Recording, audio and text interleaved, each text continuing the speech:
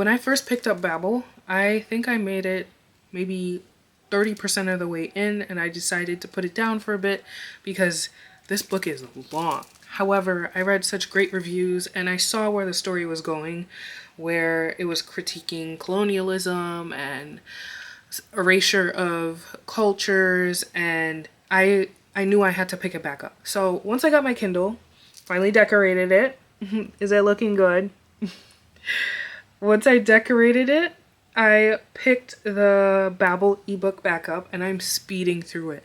And of course, I had to write some notes on my iPad because these days I lose paper. So first, I want to talk about Letty because so many people, I saw spoilers and I saw so many people hated Letty as a character and for what she stands for. And I feel like she's such a complicated character. So she's in a tough position because as the only white person in her group of friends, she cannot fully understand her friends and their viewpoint or their backgrounds. She tries to relate to them, and she does in some fashion. Like her complicated relationship with her father and Robin's relationship with his own father, she was able to relate to and sympathize with him. And I feel like that could have been a great bonding moment for her and Robin. However, Robin has so many other issues in relation to his father and the work he does and the students do at Babel that he can't fully allow himself to confide in his friends, let alone Letty. So it's a little sad. Letty is always the outsider, no matter how much she tries. And in fact, because of her ignorance to her friend's plight, and I want to say some of this ignorance is willful ignorance. There is a scene, and I had to write this down, and I was like, Victoire describes how their French professor, I can't remember his name, I didn't write this down, uses the bars to keep slaves docile. And he sells these bars. And the school is well aware of this. And that French professor asked Victoire, who is Haitian, if she'd be willing to try on the shackles that the bars are accompanying to give her insight, because he, in his words, she had unique insight into what being a slave is like. Wrap your mind around that. That is an insane ask for someone with a straight face to ask his student. And Victoire had to swallow her rage and fear in that moment and just politely refuse her professor and go on about her day and continue to get lessons from her professor. Now, when Victoire tells Letty about this, Letty is horrified, of course, because how else, should she react? And she's like, why didn't you tell me about this, Victoire? And Victoire's like, I've tried. And in hindsight, and we're in Robin's viewpoint, Robin realizes he and Remy cannot imagine how much Victoire has had to swallow. They've experienced their own racism and discrimination and fear and hate, but they had each other to confide in. Victoire only had Letty, who sometimes ignores what her friends are saying or tries to excuse the behavior of her fellow white people. And it's kind of hard for Victoire. She lives with her. She sees her the most. So she's in a foreign land. This is her only friend. And she ignores such hurtful things that happen to her when she tries to explain or confide in her. It's honestly so heartbreaking. R.F. Kuang, I was sleeping on you until now, but this story... Back to Letty. I truly feel she does care about her friends. Do I know if she would choose to be friends with them if she had other friends? I don't know.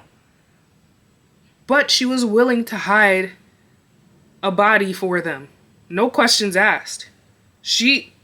When she saw the body with Robin there and she understood he killed his father, she was like, okay, let's see what we're about to do. Let's see where we can hide this body.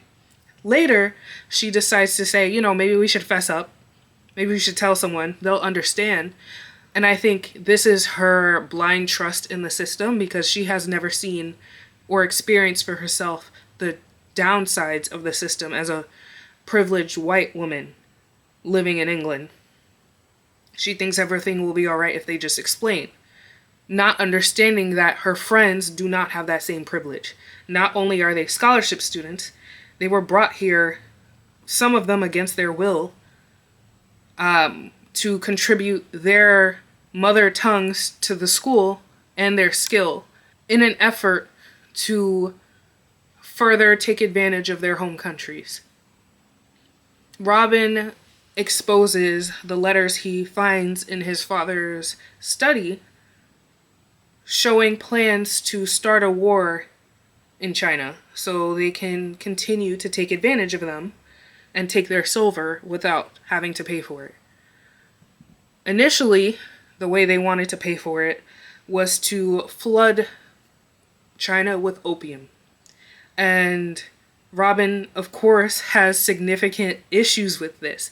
He knows how addictive it is. He explains this to his father and a few of the other professors or people associated with the school, and they explain it away. They say they love this. It's just a play drug. And you know, this whole section reminded me of how they flooded, was it the CIA flooded crack into poor neighborhoods in the US? Ooh, R.F. Kuang, you were doing your thing when you wrote this. I want to know how long it took her to write this. This is genius. I have so many other notes. I had to write this specific quote down. Mr. Bayliss, when he's justifying flooding China with opium, and it's like page 298 to 299 on my Kindle, he says, "You can't fault business. Chinamen are simply filthy, lazy, and easily addicted. And you certainly can't blame England for the foibles of an inferior race, not where there's money to be made." How do you say that with a straight face? My God. And you know what's sad? What made this worse, and I had to put the book down as I read this.